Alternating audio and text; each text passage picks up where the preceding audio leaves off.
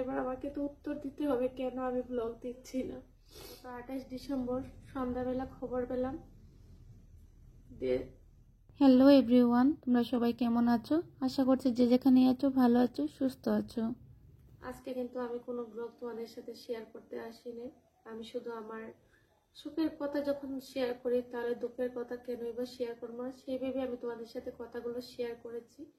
আমাদের হাত থেকে আরো একটা বছর চলে যাচ্ছে, আজ হাতে মাত্র আর একটা ঘন্টা বাকি। তো এই 2024টাকে আমি কোনোদিনও বলতে পারবো না, কারণ হচ্ছে এই 2024 আমাদের কাছ থেকে অনেক কিছু কেড়ে নিয়েছে। জীবনে কতগুলো কথা আছে, ঘটনা আছে যেগুলো সবাইকে বলা যায় না। শুধু কি হয় জানো তো বন্ধুরা, যখন চুপচাপ বসে থাকি তখন কিন্তু নিঃশ্বাস নিতে কষ্ট হয়।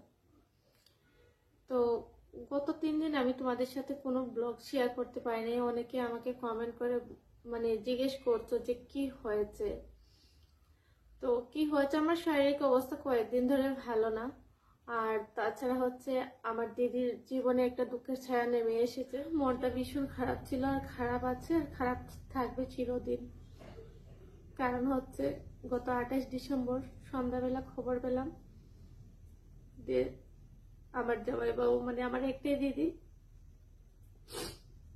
উনি আমাদের সবাইকে ছেড়ে চলে গেছেন। আমার 3 বোন, আমার দিদির 3 মেয়ে।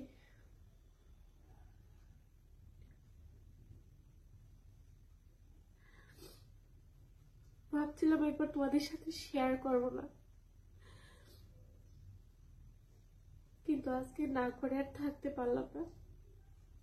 তোমরা অনেকে জিজ্ঞেস করেছিলে, এবার আমাকে তো উত্তর দিতে হবে কেন আমি ব্লগ দিচ্ছি না। তো দিদির এই খবরটা পাওয়ার পর থেকে মনটা ভীষণ খারাপ লাগছে। ওই দিন ছিল আমার দিদির বড় মেয়ের বার্থডে, 28 ডিসেম্বর। তো ওই দিন বিকেলবেলায় খবরটা পেয়েছি, সন্ধ্যা 8টাতে, প্রায় 4:30টার দিকে উনি মারা গেছেন।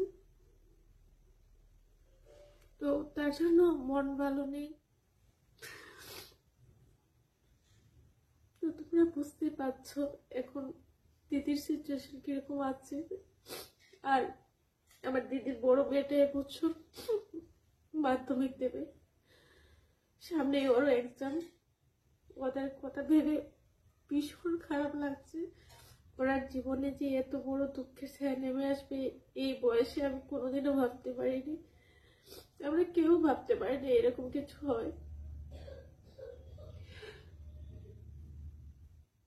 28 ডিসেম্বর তারিখটা ওদের কাছে অনেক বড় এক সময় খুশির জোয়ার নিয়ে এসেছিল। ওর বড় মেয়ের জন্ম হয়েছিল দিদির, আর এবার ওই তারিখে ওরা পিতৃহারা হয়েছে। ভাবলেই কিরকম লাগছে এই কথাটা। এবার ওরা যতই বড় হোক না কেন, এই দিনটা কখনো ওরা পালন করতে পারবে না। সব সময় ওদের বাবার কথাই মনে আসবে। উনি তো ওনার রাস্তা দিয়ে চলে গেছেন, ওনার যেন আত্মার শান্তি হয় এটাই কামনা করি। যার যখন যাওয়ার যেতে হবে সেইভাবে আমরা মনটাকে সান্ত্বনা দিই। সব থেকে খারাপ লাগছে এই 3 বাচ্চার জন্য, যারা এখনো অনেকটাই ছোট।